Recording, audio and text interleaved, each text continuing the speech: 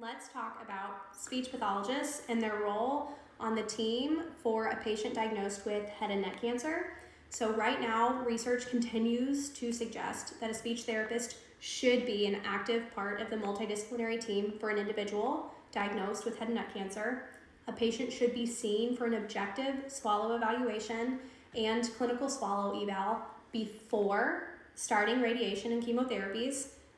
After, and kind of depending on where you go, somebody may say 1 month post completion of radiation, 3 months post completion of radiation. It may vary a little bit.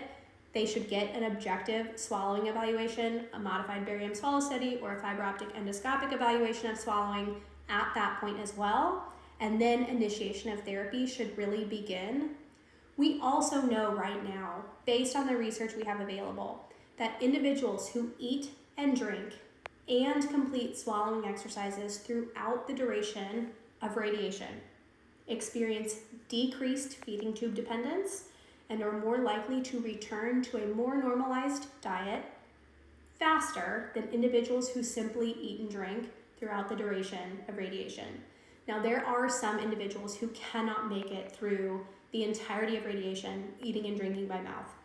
Pain, mucositis, xerostomia, there are lots of complications that occur as a part of that radiation therapy or as a result of participation in radiation therapy.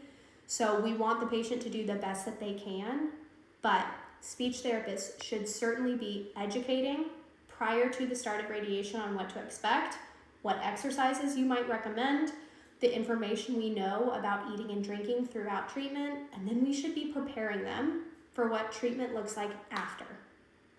I personally really like to lean on the McNeil Dysphagia Therapy Program, which is a high-intensity oral intake program after our patients have completed radiation therapy and are at a more globally safe and functional place. So typically for us, we see a patient about 2 months post-radiation usually and begin therapy after a modified barium swallow study.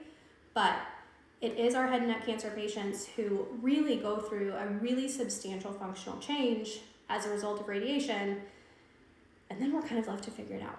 So let me know if you're seeing head and neck cancer patients, what you're doing with those head and neck cancer patients and how you're educating before, or how you're educating other members on your multidisciplinary team about the importance of speech pathologists being on that team and supporting that patient.